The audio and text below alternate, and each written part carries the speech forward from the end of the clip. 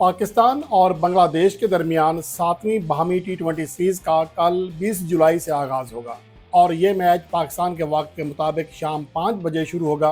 इसके हवाले से अब सबसे अहम चीज़ है कि पाकिस्तान के कौन से 11 खिलाड़ी मैदान में उतरेंगे।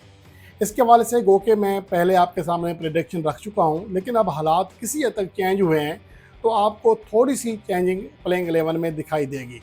और इसके हवाले से जो क्या प्लेइंग 11 होने जा रही है इसके ऊपर बात करेंगे। लेकिन उससे पहले, जैसा कि गुज़श्ता वीडियो में मैंने आपको पहले बताया था कि ढाका की ये पिच जिसे मीरपुर कहते हैं या शीर बंगला स्टेडियम कहते हैं, यहाँ पर बैट्समैनों के लिए हमेशा मुश्किलात रही हैं। यहाँ तक कि इंग्लैंड की टीम यहाँ पर 100 के स्ट्राइक रेट से भी नहीं खेल सकी है और पाकिस्तान के बैटर्स को भी ज़हर है कि वहाँ मुश्किलात का सामना करना पड़ा। पाकिस्तान के जिन बैटर्स ने, वैसे तो देखा जाए मजमूई तौर पर देखा जाए तो इफ्तिखार अहमद का स्ट्राइक रेट वहाँ सबसे ज़्यादा 300 है, लेकिन सिर्फ 2 गेंदें खेली थी, एक पे छक्का लगाया था। इसके अलावा मोहम्मद नवाज़ का स्ट्राइक रेट 244 है, सिर्फ 9 गेंदें खेली। लेकिन जिन प्लेयर्स ने कम से कम 30 रन किए हैं उनमें पाकिस्तान का सिर्फ एक ही बैटर है जिसका स्ट्राइक रेट 135 से ऊपर है और वो है शाहिद अफरीदी। शाहिद अफरीदी ने मजमूई तौर पर वहाँ 90 रन किए और 22 उनका बेस्ट स्कोर था। एवरेज ज़्यादा खास नहीं थी, 12 की एवरेज रही, लेकिन 147 का उनका स्ट्राइक रेट रहा। इसके अलावा 30 प्लस रन करने वाले बाकी बैटर्स में सिर्फ अहमद शहजाद और शर्जील खान दूसरे ऐसे बैटर हैं जिनका स्ट्राइक रेट 130 से ऊपर रहा, वरना सबका जो बाकी जितने बैट्समैन हैं उनका स्ट्राइक रेट 125 या इससे भी नीचे रहा। यहाँ तक कि फ़खर जमान का स्ट्राइक रेट 104 है, कोई बहुत ज़्यादा नहीं है। मोहम्मद हफीज़ का 84 है और मोहम्मद रिजवान का जो स्ट्राइक रेट है वहाँ पर वो बहुत ही कम है, सिर्फ 90 है। तो इस तरह पाकिस्तान के बाकी जितने बैटर्स हैं सभी को मुश्किलात का सामना करना पड़ा और उनका जो स्ट्राइक रेट है वो ज़्यादा बेहतर नहीं रहा। लेकिन अब बात अहम ये है कि पाकिस्तान के लिए, क्योंकि मैंने पहले बता दिया कि वहाँ पर हाई स्कोरिंग मैचेस नहीं होते और आखिरी जो 40 इनिंग्स खेली गई टीमों की जानिब से 20 टी20 मैचेस में, उनमें सिर्फ एक बार किसी टीम ने 160 रन की हद पार की है और कभी कोई टीम 165 रन तक नहीं जा सकी है।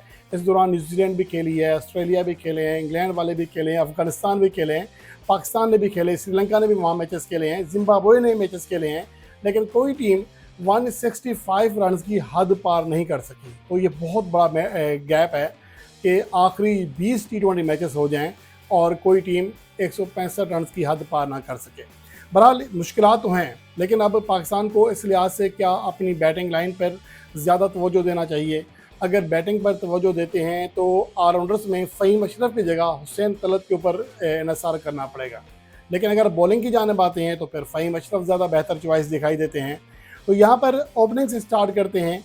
ओपनिंग एक तो फ़खर जमान का क्लियर है कि वो ओपनिंग करने जा रहे हैं, लेकिन उनके साथ सैम अयूब हैं। लेकिन मेरा ख्याल है, जो मुझे लगता है कि शाहिद फरहान, जो कि अपनी आखिरी 5 जो टी20 इनिंग्स हैं उनमें 3 50 प्लस इनिंग्स खेल चुके हैं, जिनमें से 2 PSL में और एक बांग्लादेश के खिलाफ 74 रन की धुआंधार इनिंग्स खेली थी और वो बंदा मुसलसल परफॉर्मेंस दे रहा है। आपके हर नेशनल टी20 कप का टॉप स्कोरर है।